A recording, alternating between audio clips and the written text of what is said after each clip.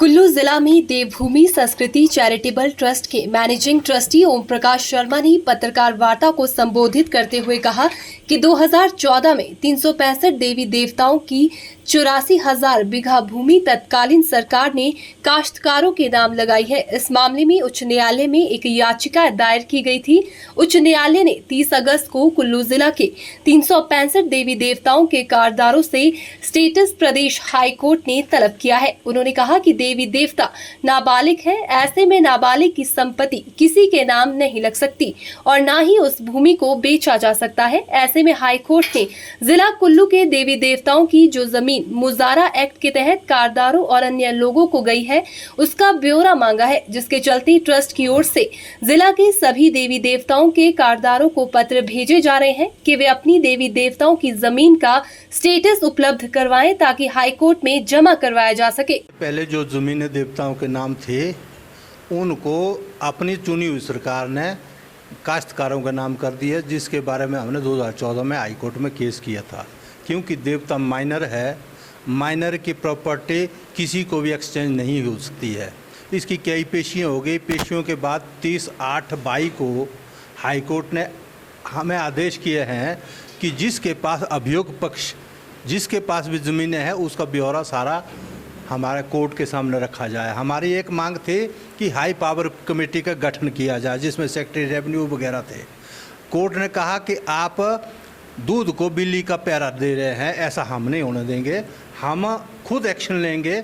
आप ये बताएं कि भाई किस देवते की किस किस के पास ज़मीन है, वो ब्यौरा हमने 27/9/22 से पहले हाई कोर्ट में देना है, जिसके लिए हमने समस्त कारदार 365 कारदारों को रजिस्टर पत्र भेज रहे हैं। पत्रकार आपके माध्यम से मैसेज कर रहे हैं कि कोई कारदार ये ना उसको पता ना लगे, उसके लिए हम सबको मैसेज कर रहे हैं कि 27/9 से पहले हाई कोर्ट में अपना जवाब हल्फिया बयान दायर करें ताकि हाई कोर्ट की प्रोसीडिंग को आगे बढ़ाया जाए, कि पारदर्शिता लाई जाए। जब देवी देवता नाबालिग हैं तो नाबालिग की प्रॉपर्टी का हस्तांतरण नहीं होता जो सरकार ने किया है। बिग लैंड एक्ट 1952 और लैंड टेनेंसी एक्ट 1972 में प्रावधान रखा है कि आप फौजी, विधवा और अपंग और नाबालिग 4 लोगों की ज़मीन को काश्तकारी नहीं चढ़ाएंगे, लेकिन सरकार ने चढ़ा दी। उसके विरोध में जो आज तक गए सुप्रीम कोर्ट ने केस लोगों की ज़मीन दी, क्योंकि बियॉन्ड द एक्ट कुछ नहीं होगा। ये कानूनी प्रक्रिया है।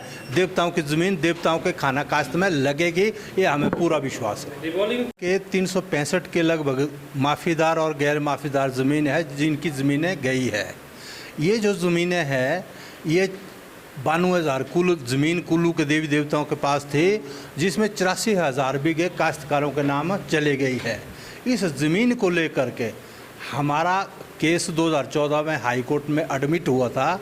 अब एडमिशन के बाद इस केस की जो वस्तु स्थिति ये है कि जो काश्तकार है जिन्होंने देवताओं का काम करना छोड़ दिया है, या तो वो ज़मीन छोड़ें या वो काम करें।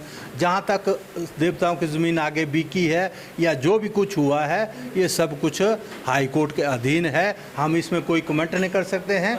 हम सिर्फ इतना ही कहना चाहेंगे कि आज के दिन जो कारदार है, कारदार मालिक नहीं है, कारदार कस्टोडियन है, संरक्षक है, उनकी जिम्मेदारी बनती है हाई कोर्ट में वो अपना बयान हल्फिया लगा करके वहाँ उसको दे दे। जहाँ तक रही बात कारदारों को नहीं देने की, कोई कारदार अगर ये समझता है कि हम घर में बैठे रहेंगे तो नियमानुसार उनके खिलाफ हाई कोर्ट में ऑटोमेटिकली कार्रवाई होगी।